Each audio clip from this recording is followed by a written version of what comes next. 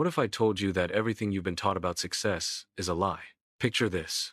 A young man sits at his desk, surrounded by self-help books, motivational posters plastered on his wall, and a to-do list so long it spills onto a second page. He's working 16-hour days. He's juggling 5 different projects. He's networking, learning new skills, waking up at 5 in the morning, and collapsing into bed at midnight. He's doing everything right. Or so he thinks. But here's the thing. He's exhausted. He's burned out. And despite all this effort, despite all this hustle, he's getting nowhere. Sound familiar? Before we dive deeper into this story, if you're someone who loves discovering life-changing ideas from books without spending hours reading them, you're in the right place. Here on Literate Lens, we break down powerful books into digestible, story-driven summaries that hit you right in the heart. So, if you haven't already, hit that subscribe button, because trust me, you don't want to miss what's coming next. Now, back to our young man. His name doesn't matter, because he could be anyone. He could be you. He could be me. He's been told his whole life that success means doing more. More tasks, more goals, more ambition. The world screams at us from every corner. Multitask. Diversify. Don't put all your eggs in one basket. Be everything to everyone. But here's what nobody tells you. That advice is killing your dreams. Gary Keller, the author of The One Thing, discovered this truth the hard way.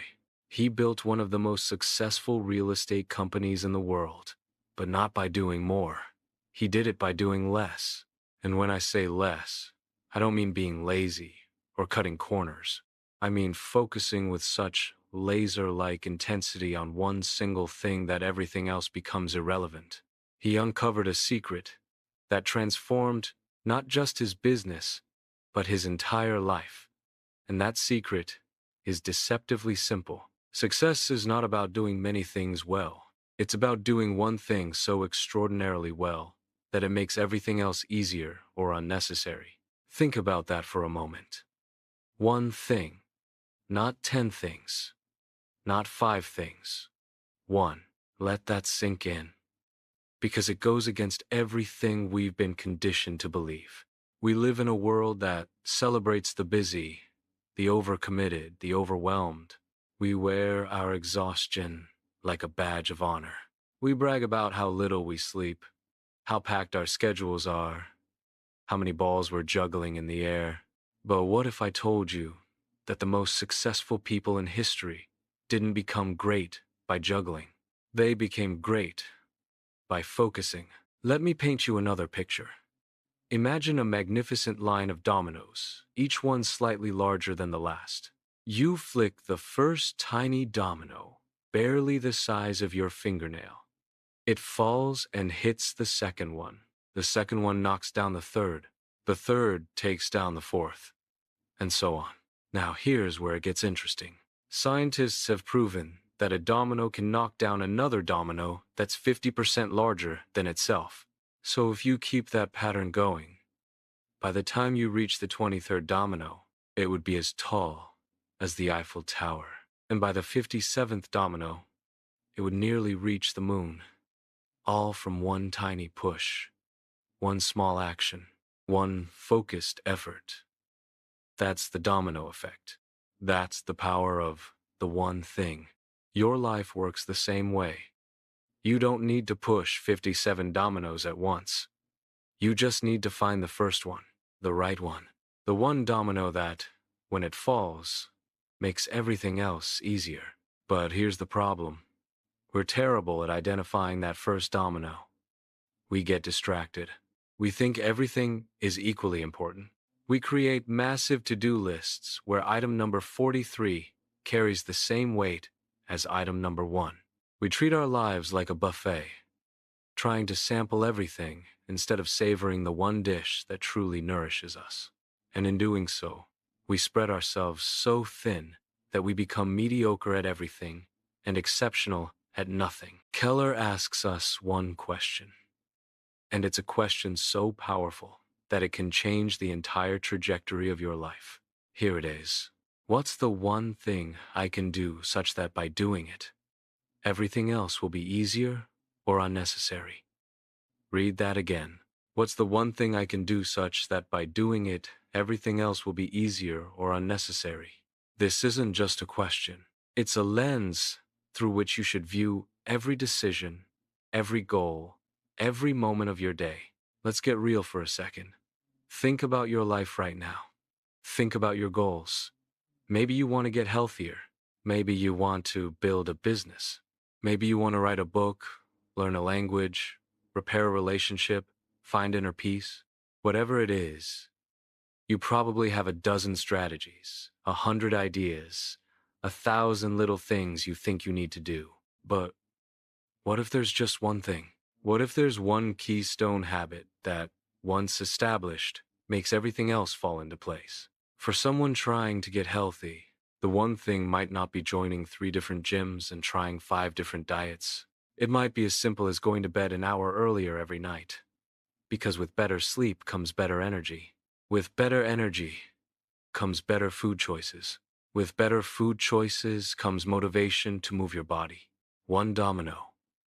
Entire transformation. For someone trying to build a business, the one thing might not be learning graphic design and copywriting and accounting and social media marketing all at once. It might be focusing solely on serving one customer so exceptionally well that they tell 10 others. One domino. Exponential growth. The beauty of this philosophy is that it doesn't just apply to big life goals. It applies to your day, to your hour, to this very moment. Keller teaches us about time blocking, about protecting sacred hours where you do your one thing and nothing else. Not kind of focus, not divided attention, but deep, uninterrupted, almost spiritual focus on the task that matters most. Because here's the truth that most people never grasp. You cannot serve 2 masters. You cannot chase 2 rabbits. You cannot row in 2 directions. Physics won't allow it, and neither will success. But I know what you're thinking. What about balance? What about all the other important things in life? What about family, health, hobbies, rest? Here's where Keller drops another truth bomb. The idea of work-life balance is a myth. Life is never balanced. It's counterbalanced. It's a constant dance of prioritizing what matters most in this season, in this moment, and letting other things take a temporary back seat. Not abandoning them, just not letting them steal energy from your one thing. Think of a tightrope walker. They're not balanced because they stand perfectly still. They're balanced because they're constantly making tiny adjustments, shifting their weight, responding to the moment. That's how you live a full life while pursuing your one thing. You don't split yourself into equal pieces. You give the biggest piece to what matters most, and you trust that the other pieces will find their place. Now, let me share something personal with you. When I first encountered this book, I resisted it. I thought, no way, I can't just focus on one thing. I have responsibilities. I have multiple roles. I'm a creator, a learner, a friend, a dreamer. How can I possibly narrow it all down to one thing? But then I realized I was asking the wrong question. It's not about reducing your entire life to one activity forever.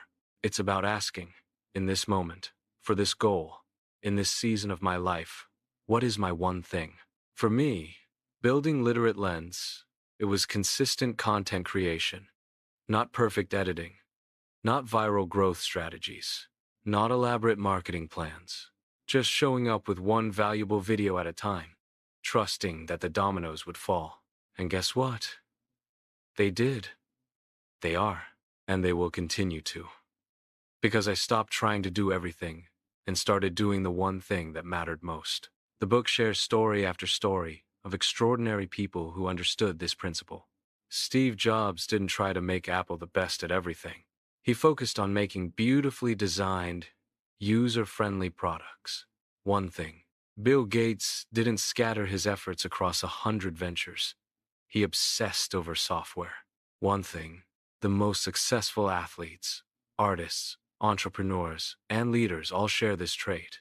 They found their one thing, and they went all in. But here's the part that might sting a little.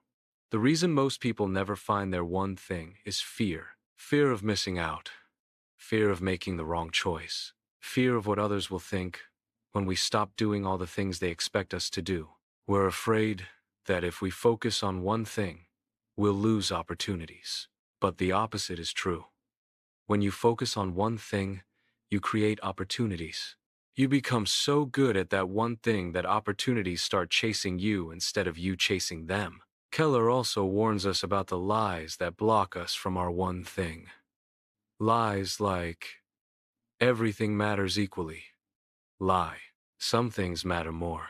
Lies like, multitasking is efficient. Lie. Multitasking is a myth that destroys both quality and productivity. Lies like, willpower is always available. Lie. Willpower is like a battery that depletes throughout the day, which is why you must do your one thing when your battery is fullest. And here's perhaps the most dangerous lie of all. That success is about discipline all the time. Wrong. Success is about having just enough discipline to build the right habit. Once that habit is in place, it carries you forward with momentum. You don't need to white-knuckle your way through life.